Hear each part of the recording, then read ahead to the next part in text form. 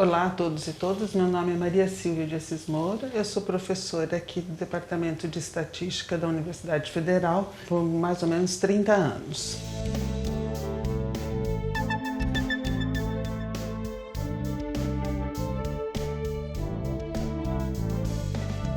A minha linha de pesquisa, que eu trabalho dentro da estatística, é séries temporais, que está dentro do grupo de análise de dados com correlação, né? Dados correlacionados. Né? E eu tenho trabalhado e orientado diversos estudantes nesse assunto. A característica principal de uma série temporal é que a gente tem uma única observação que é repetida ao longo do tempo. Então, a gente precisa de métodos especiais para poder analisar esses dados. Tá? Diferente de muitos outros métodos da estatística que consideram as observações de forma independentes. Então, a gente tem uma amostra de tamanho grande de indivíduos ou sujeitos ou unidades amostrais que são independentes uma das outras. Em séries temporais, a gente tem uma estrutura de correlação entre os dados que precisa ser incorporado na análise e nos modelos. Um dos principais objetivos de séries temporais é a previsão, é a gente poder prever o valor de uma ação ou um valor da série temporal no futuro, tá? Mas não é só isso.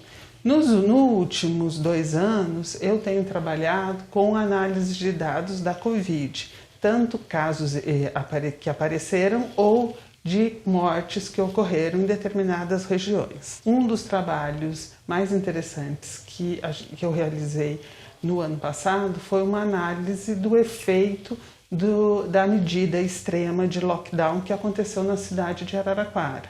Então, apresentei um trabalho já sobre isso, mostrando o efeito positivo na diminuição de casos e de mortes de Araraquara com a imposição do lockdown. Com isso também, a gente conseguiu fazer uma análise do efeito do lockdown na cidade de São Carlos. E esse efeito também foi positivo, mas teve um atraso, como era de se esperar, de 2 semanas para que isso acontecesse. Do mesmo modo, a gente tem trabalhado também com análise de dados da Covid, comparando o Brasil com outros países. O problema de comparar o Brasil com outros países é que o Brasil não é uma posição única, né? Então, o Brasil tem diversas regiões e a pandemia ocorreu de maneiras diferentes em todas essas sub-regiões. Então, quando a gente compara o Brasil com os Estados Unidos, a gente vê que a evolução da pandemia foi bem diferente. A única característica é que em todos esses países a gente encontrou uma sazonalidade de 7 dias na informação desses dados.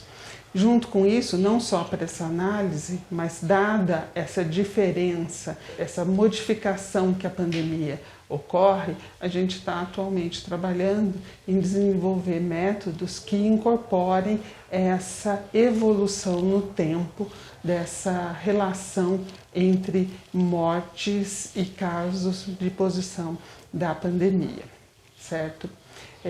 Eu agradeço a presença de todos e estamos aqui à disposição para discutir sobre esses assuntos. Obrigada.